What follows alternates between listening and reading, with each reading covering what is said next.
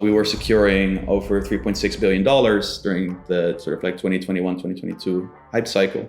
Our goal was to create a system in which you can almost have an HTTP extension for your smart contract. This Oracle Extractable Value, what sort of role do you think this plays going forward? It's a deeply philosophical question, actually. Because the question there is like... Welcome to the Bare Metal Podcast. Hello, everyone, and good afternoon. Thanks for tuning back into the Bare Metal Podcast. I'm your trusty ship the code here today with Jasper from the SEDA Project. Welcome. Thank you so much for having me. So, SEDA, Oracle's always an interesting topic. Tell us, give us some introduction, like sort of how did you come around to the SEDA Project and what is SEDA? Sure thing. So I started working in the crypto space in late 2017, early 2018. I started as sort of like a independent contractor / researcher, did some work on Plasma, funded by the Ethereum Foundation. So I was working on sort of like coming up with a Plasma client to help scale ETH. For the people who don't know, Plasma is sort of like the predecessor to rollups. So it was an L2 scaling technology that was more cryptography heavy than economic heavy. It was pretty interesting. Ended up meeting my co-founder at a conference where I was presenting some of the stuff we were working on, or we were presenting some of the stuff we were working on. And SEDA really is a culmination of a bunch of problems we ran into while trying to build consumer products.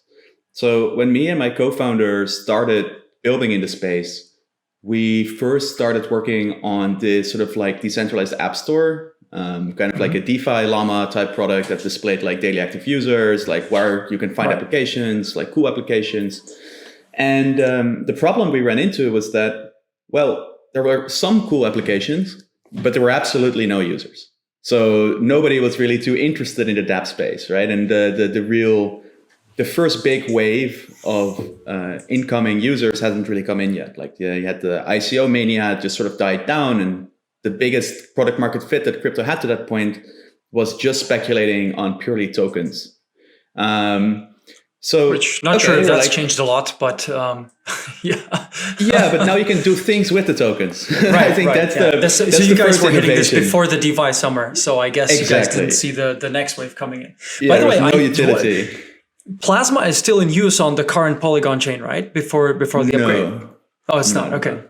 No, I think Polygon is for now is just a sidechain, so it's another client. It's just a proof of stake Ethereum client before ETH 2.0. But they still commit sort of like blocks to main Ethereum, right? Yes. So when you want to commit the blocks. So I thought that was the core of like sort of Plasma tech.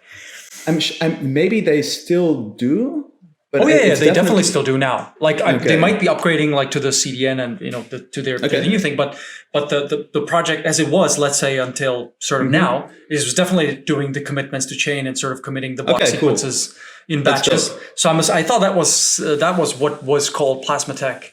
It might still be Plasma derived. I know that I think they started off as like a Plasma L2, but they're not an L2. Right. So there's like some differentiator. I don't know the exact semantic issue that people have with Polygon calling themselves an L2, but I remember there being like a ton of discussion about this back in the day. Right. Okay. Anyway, let's go back to SEDA. Yeah. So our sort of like conclusion was, okay, there's no cool apps. Let's build an app then, right? Like if we cannot create a useful list of apps, let's create apps. And we chose to build a app for derivatives on startups, which was called Flux Market, we had the idea of like, hey, listen, it's pretty hard to get any sort of exposure to private markets as an individual. So maybe we can find out a way to create sort of like predictions or betting markets around startups that give you some sort of leverage on or exposure to these startups. So we started looking at sort of like the tooling that was there, and we were building that on top of Augur 0x, and with the idea of using like an Oracle at the time to sort of like feed us the data. And as we were looking into that, there were a few like big issues. The first one was just the cost of ETH at the time was already like, it was like $40 per transaction. I think during DeFi summer, it would have been like $2,000 per transaction on Augur at the time, because had like this fully on-chain limit order book that was built with 2015 Solidity knowledge. So it was not necessarily using all the hot optimizations and gas golfing techniques we have today. So we decided, okay, let's try to build our own open market protocol. So like we're building like this sort of like prediction market, open market protocol, but we still needed an oracle to settle, and we wanted to build it on a more scalable L1. So we built on Near at the time, and it was a prediction market protocol, but there was no oracle. And how do you settle these markets? I think me and my co-founder both really believe in the ethos of the space. We want it to be decentralized. We want it to be permissionless. So we don't want to have us be the arbiters of truth on what happens in a prediction market, especially since prediction markets can be quite subjective, and there can be a lot of back and forth, as you can see in the polymarket discourse nowadays. It's a lot of drama. So we wanted to build a decentralized oracle. And well, on this new chain, Near, there was no other oracle we could use. So we had to essentially build our own. So we built like an optimistic oracle that allowed people to enter subjective data into sort of like a dispute resolution mechanism. So you get essentially people voting on what they believe that happened, and you get like economic guarantees, very similar to how Augur worked, but in a more modular fashion, so that other protocols on Near could also plug into it. Now, this was a very cool concept, and we actually I love what that stands for, but it wasn't as usable because the latency was incredibly high. So if you want to build DeFi, you cannot use it. So in parallel, we started building a first-party oracle, still under the Flux brand, that essentially you provide providers of data with just some infrastructure to push data on chain. They sign the data, then you can aggregate it there. And our strategy was, let's go to chains that we believe in where competitors are not live yet. And that went really, really well. So we were securing over $3.6 billion during the sort of like 2021, 2022 hype cycle. We enabled like almost $180 million, $1 billion of transactions with that Oracle tech. So that was all quite successful, but we were sleeping under our desks because it was still quite centralized with these data providers. It's all being there. So monitoring all of the data, adding monitoring for new chains, making sure there was gas for all the data providers on all the chains we supported. It was really, really not the easiest to scale. And we were live on like 5 chains. If we would have to scale that to 20 chains, we would have to 4x our team. If we want to scale to 100 chains, we had to like, you see the math here. It was very linear scaling. And we did not believe that. I'm a technology-driven person. I'm a solutions-driven person. I want to find solutions that are not purely more people. I want to like see if there's technology that may be able to support this. And I think we were quite early with the vision of like there will be hundreds of chains. I think now that's very much a fact. Like it's like I think not a lot of people deny that that's probably going to be the future. Hundreds, if not thousands, if not tens of thousands of chains. So we decided to go back to the drawing board and try to come up with an Oracle technology that allowed you to access any data from any chain in a permissionless manner. You don't. The goal was to not have to talk to us or us having to charge you an integration fee to justify us launching on your chain. So SEDA is sort of like a conclusion of that. Yeah. Any questions so far? Definitely removes one of the big friction points, right? So I'm definitely curious about how the tech works, but I'm also curious about, when you guys evaluated the competitors. I mean, there were oracles at that time already, right? Pretty big ones. There's Chain, there's Python. I've heard a number of sort of, assessments of, let's say, deployment friction. Meaning, yes, you need to put up significant amounts of money for integration. Integration takes ages. You're number 55 in line after all these other more important projects, etc. I mean, those have been hashed around. I think those are well known. I'm curious about, which parts or which aspects of the existing Oracle systems you guys wanted to disrupt most, because it sounds like the permissionless aspect that was helping you guys to scale, right? So that's preventing yourself from sleeping under a desk. Fantastic goal, totally aligned. But I'm wondering like how you were thinking about these competitor products and how you wanted to attack them. Like what would be the pitch? Like where do you guys go for? You nailed it on the head immediately. So it is integration, time, and cost.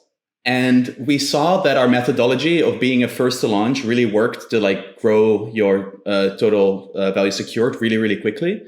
And we're like, we are going to turn into another Oracle like Chainlink or PIF that has a hard, big list of integrations that we cannot handle, and we need to like scale our team instead of being able to keep this advantage going. So there's going to be a new hungry player, and that's going to be this cycle until somebody comes up with a solution that actually does scale. Actually scales, right? And so we were like, okay, let's try to build that solution. And I think one of the other things that you did mention is the offering of data, right? So with a lot of the oracles today, they decide what feeds or data feeds they host, and it's not programmable. So as soon as it enters a smart contract on your consumer chain, you can program it into anything, but it's not a programmable asset or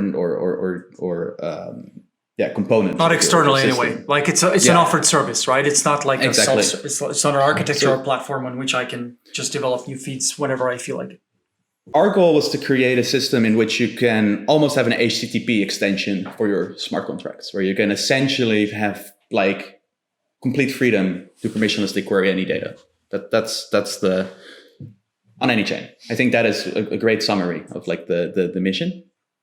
So I want to just make sure we're clear on this. You are referring to other chains a lot. Are you like does SEDA focus also on off-chain data, and is it like a lesser focus, or is it just exclusively on chain to chain? No, can be literally anything. I think there's a lot of interesting use cases for chain to chain today, specifically. We try not to be too opinionated in what data should be accessed through SEDA. People can literally build their own data feed, so it can be anything. However, the lowest hanging fruit, in our opinion, like the most obvious use cases, are chain-to-chain data and like price feeds, right? Like those are just the two elements that if you build a new L2, those are two things you'll definitely need in order to have basic applications launched there, right? Like there's sort of like this trilemma of you have a chain, but you don't have any liquidity, and you don't have tooling for developers to build apps that attract liquidity, right? So it's like you get into this chicken egg problem where actually having strong Oracle tech will solve two of those, because you get full access to liquidity if you have full interoperability, and people can build sort of like whatever they want as soon as you give them a SEDA integration. Mm-hmm. Okay, so how do I imagine sort of like building a new feed? Let's say I am on a chain like, BSC, and I want to have access to some account state on Ethereum. Like how do I start? If I was a developer, do I need to write a smart contract somewhere? Do I need to write a piece of code and deploy it somewhere? Take me through it. That's exactly right. So you have to write a piece of code and deploy it to the SEDA chain. So the SEDA chain is this application-specific chain that doesn't have smart contract deployments, but it allows you to upload what are essentially wasm binaries. So you write it in assembly script or Rust. You write logic of like, hey, query this data from here, query this data from here, perform certain arbitration or aggregation on that data to make sure that it's correct. And you upload that to the SEDA chain in the form of a wasm binary. And that will essentially serve as a set of instructions for the overlay validators, which is this second role within the system of query and computation nodes that overlays the SEDA chain nodes, that are basically empty sort of like wrappers around a wasm VM that just blindly execute these programs and report the output of the program back to the SEDA chain. Yes. Well, validator is the block proposer included in the next block, so it's then the result of the computation is then logged on the SEDA chain. Exactly. So there's for now there's a commit reveal scheme. We're going to do that off chain in the future, but for now there's a commit reveal scheme on chain. So it takes 2 blocks to process the data, and then at the end block where all of the reveals are collected, we Merkleize the data, all of the data that's finalized in that block, and then the validator set signs the Merkle root. And that is sort of like the magic of SEDA, where now you have essentially an Oracle state proof that you can bridge anywhere, as long as you can prove that as long as you have a smart contract deployed that can prove that the signature is valid. That the block has been. So the commit reveal scheme, just to look into this, is just to prevent sort of fraud or collusion among the among the MPC overlay network nodes. So they all have to sort of say, okay, this is the data I have, and then they are allowed to sort of It's a secret random committee, so they don't know which other nodes have been selected to query the data. But they could in theory they could prove to each other that they've been selected. So if you have like some wild collusion idea, then that would be possible. That's where the commit reveal comes in. And I looked on your guys' website and also found solvers. What sort of role do solvers have here in the networks? And so far, to summarize, as far as I understand, we talked about two types of participants. One was SEDA chain validators, which take care to build the blocks, include the transactions, including the Oracle data, and store the programs, make sure they're authoritative versions of the WASM code. Then you've got the overnight, which does the work. And then so that sort of executes the query part and then the result gathering part of the game. But there are these solvers, and there must be messaging from between SEDA chain and these smart contracts on these other chains somehow, right? So I'm guessing solvers are somehow involved. But, tell us how that works. So the data now lives on SEDA chain, but it's not useful there, right? It's very nice that we have this collection of data here, but like you cannot deploy a smart contract there, you cannot build applications on the SEDA chain. So it would just be there and for people to look at, essentially, which is not very useful. So the solvers are some of the most important players within the SEDA ecosystem, because they are responsible for bridging the data from the SEDA chain to the chain where there's an end user application that requires this data. And there is a few ways that this would work. The first is I run a solver because I have an application that needs data, or I just launched a new application specific L2, or I launched a general purpose L2 and I want to help apps have data. So I'm going to run a solver that just blindly bridges SEDA proofs to this chain and people can use. The second reason to solve is somebody posts a bounty on a destination chain. So you have a consumer chain or a destination chain and you're like, I need an update on the price of ETH, or I need to know like this complex cross-chain state in order to settle an intent, or I want to know what the weather is in Ethiopia. Like it could be literally anything. You can issue what we call a data request on that consumer chain with a bounty. So you issue essentially an intent for solvers to bridge that data, collect the data somewhere, somehow, and bridge it back with proof. So that's the second option. And then there is a third interesting option, which is your protocol exposes MEV that could be collected by bundling a transaction after an Oracle state update. Right. Publishing essentially both at the same time, so there's no front running. Yes. So you incentivize solvers to extract value from your network by updating the price, which makes the system run. Right. So it's very similar to the second point where there's a bounty, but the bounty is not. It's not fixed and it's not deposited ahead of time. It's won by the second transaction. By the solver. Exactly. How, out of curiosity, how is in case of the bounty, I place a data request and I attach a bounty to it. How is that distributed to the solvers? Is it first solver gets all? Is there some smoothing in the reward to incentivize multiple solvers to be there? I'm going to be completely honest here. As long as we're not live and we don't have integrations, there's no MEV. And like we can think about this as much as we want, but we need to build the product first and get traction first. So the truth is, I've tried not to think about this too much. Okay. The most logical thing to do is to work with other solver networks, which we're very close to, that will help us design exactly how those auctions will work and make sure that that's fair and the distribution is agreed on by both parties, right? Because the way I picture it is there's essentially SEDA validators will probably choose to withhold certain signatures until an auction has been done.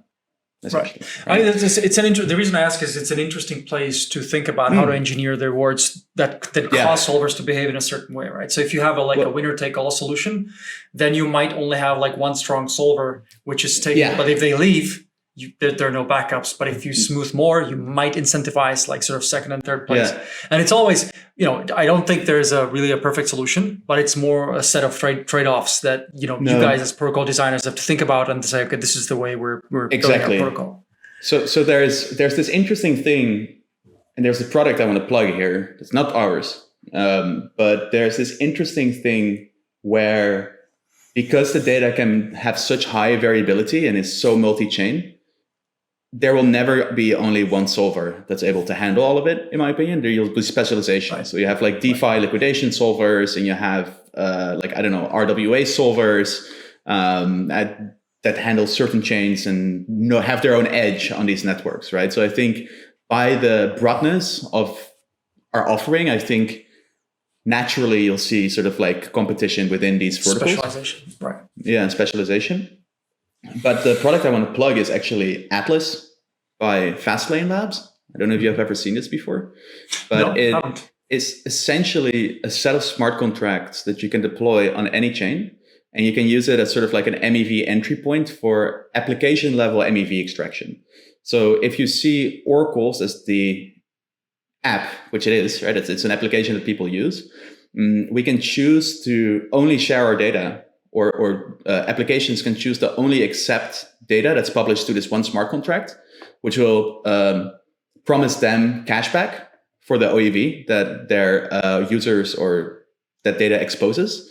And so basically you can pre-select a division of funds, so smoothing that works really, really well.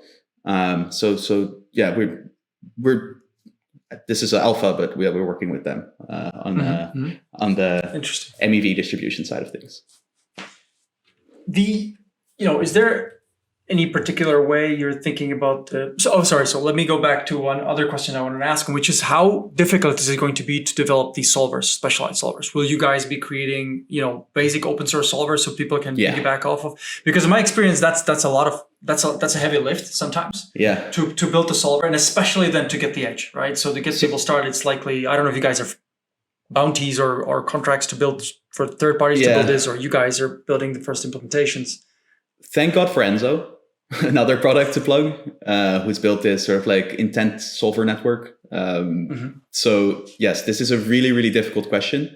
And I think a lot of people are sort of like, we'll just run a solver, right? That's sort of like the initial solution. And although for testnet and stuff, that is our plan. Like in the future, we're planning to leverage third-party solver networks that have broad distribution already, and then work with the players within that ecosystem to design this as to make sure competition actually happens. Interesting. So on the other side, do I think of this in some way that, these, let's say these solver networks, they have some general purpose software which accepts some modules, so you guys can just develop some modules that allow them to solve on your specific networks, and that they could just sort of pick and they have essentially like DSLs, like that you can feed into that will tell solver networks what to do, if that makes sense. Yeah, right. Interesting. Okay. Going back to this, the second question that was in my head, this Oracle extractable value, what sort of role do you think this plays going forward? Do you expect OEV to become a big thing and a major driver of value distribution in Oracle networks, or do you think it's going to be bounties? What are you guys planning here, or what are you seeing for the future? It's a deeply philosophical question, actually, because the question there is like, where does MEV flow? Right? I have different beliefs on like where that could be in different time frames. So I think right now what we're seeing is like MEV flows to the base layer. So the FAT protocol thesis so far has been sort of intact. Like you're seeing it on Solana, you're seeing it on ETH, although it's shaking a little bit, I think short term to medium term, what we'll see is middleware is going to start to extract MEV themselves, because the person that has the right to the MEV is the person that owns the order flow. Should be, right? Right now, it's if you own the block space, you get the MEV. More logical is you have the monopoly on the order flow, so you should get the MEV. Like that's sort of like the shift that I see happening, right? And then the question becomes, who owns OEV flow? Is it the applications requesting the data, or is it the Oracle? And I think that similarly as with L1s today, where in the beginning it's the L1 that owns the block space that earns a lot of the disproportionate amount of MEV, in the future will be the application. So I think we're going to see a future in which in the beginning maybe the Oracle gets more incentivized, and that sort of like smoothens out as competition increases. If you'd ask me, like, where do I think order flow, who gets paid for order flow, it will be applications in the future. There's just going to be too much competition, and block space getting commoditized. So people are just going to build their own app L1s, L2. So then naturally with that comes sort of like like a reduction of the aggregational value to these big L1s, which are now vacuuming up a lot of the MEV. I mean, I sort of see that as possible. Do you think in your world is sort of MEV, OEV something that should be reduced or somehow handled? Because, first of all, we've said on this podcast multiple times, there are many types of MEVs. Some people would consider some MEV negative, some MEV positive. Mm-hmm. There's a lot of different examples that favor different parties. Liquidations are likely a MEV that's viewed as positive by most players, whereas sandwiching somebody who wants to do a DEX swap is viewed as negative for the users of the chain, although not everybody agrees. Yeah. So what is your view on MEV and OEV? Is that, let's just redistribute, let's just find a fair way to redistribute it and just like get on with life? Or should we try to somehow design protocols to avoid some or, most of OEV? I think OEV and MEV are largely results of the problem space not being thought about when building applications. I think that a lot of the DeFi applications and applications we're seeing that have a lot of OEV extracted are often built without considering it. So I think that there's a lot of low-hanging optimizations that could be done to a ton of applications that would reduce a lot of the MEV. But you're saying that has to be done by the DApp developers, right? Which is yes. And they have historically. I would agree with the statement that most apps are built without any sort of thought to about MEV. Yes, and I think that whatever is left is fair, because you still need to incentivize people to do certain actions, right? Like maybe you shouldn't be incentivized to sandwich somebody, right? That's purely toxic flow. Like there's nothing that anybody gains in that outside of the sandwicher. But liquidations, the liquidation ratio or the liquidation fee should just at least cover gas fees and then some, so that people have an incentive. It's like the third sort of like solver reason, right? Right, and that makes sense, like to keep the protocol healthy, right, for everybody else. I totally sort of see this. Getting back to these applications, so what do you think DApp developers can do to take more control of their MEV? That's an interesting question. So I think one thing you mentioned is that DApp can decide to accept sort of Oracle signals only from certain contracts, and in that sense, sort of like pick and choose. Where the information comes from, and thereby, like assigning some value to some specific smart contract. Are there any other ways, DApp developers can think about MEV, OEV, and how, and how there any other additional methods how they can take control? Yeah, I really love the topic of MEV and OEV, but I got to say that I am not as up to date with sort of like later, like the next generation of DeFi applications. But I do know that there's a lot of way smarter ways to do liquidations than the initial protocols that we've seen that have come out since. And I think actually products like Oval or Fastlane's Atlas try to do this same. So Oval and Atlas are sort of like doing the same thing, but Atlas tries to do it for any app, and Oval is purely built for oracles, where you essentially like get to reroute the OEV. So I think that's a way to save applications that did not think about MEV when they maybe should have, but also like MEV was not a thing when a ton of people were building these apps, right? So I think can't imagine that most DApp developers understand MEV today, right? I mean, that's likely not gonna. It's gonna take some time for everybody to pick up on this. Yeah. So I think, but also maybe they shouldn't. I mean, if you want creative people building cool apps and cool experiment with things, maybe they shouldn't have this thing in the back of their mind. Is like, what if this has become super successful and like this third party comes in and starts extracting some value from our users, and like, we don't make as much money as we could have, or our users lose a little bit of money and don't make as much money as we could have. Like, that is not a healthy way to innovate. But I think that then coming up with sort of like this band-aid solution, which just allows you to, hey, just route it through this contract instead, and we'll make sure that 95% of the MEV gets recaptured and 5%. Yeah, exactly. So, stepping back, one final question that I have is, if I'm a developer today, I'm a DApp developer, and I'm trying to, like, I need off-chain data, or I need data off of my chain. It can be on another chain or some other type of data. What do you imagine, like, my decision process is? So first of all, I think of, okay, Chainlink or this I do, or Pith, or how do I learn about the space, and why am I picking SEDA? So at this point, you're probably going to have to pick SEDA if you're building your own chain, or if you're launching on a chain that's not one of the big 10 or 20. I think that, so my thesis is rollups will be like servers. And if you're building an application, we're entering sort of like, we didn't talk about chain abstraction at all, but just to plug it real quick, we're entering this new period in which your liquidity will be practically unified for users. So they can interact with any chain from sort of like any wallet without having to do anything or bridge to that chain. So if that's the case, then why not own my own block space at that point and pick my own fees and be able to subsidize what I want to subsidize, or alter what I want to alter in consensus or my sequencing. So I think the case for building your own rollups will become incredibly obvious. Much stronger. More obvious than today. If that is the case, then we're going to see thousands of applications, 10,000s of applications. We're going to see 10,000s of rollups, 10,000s of chains.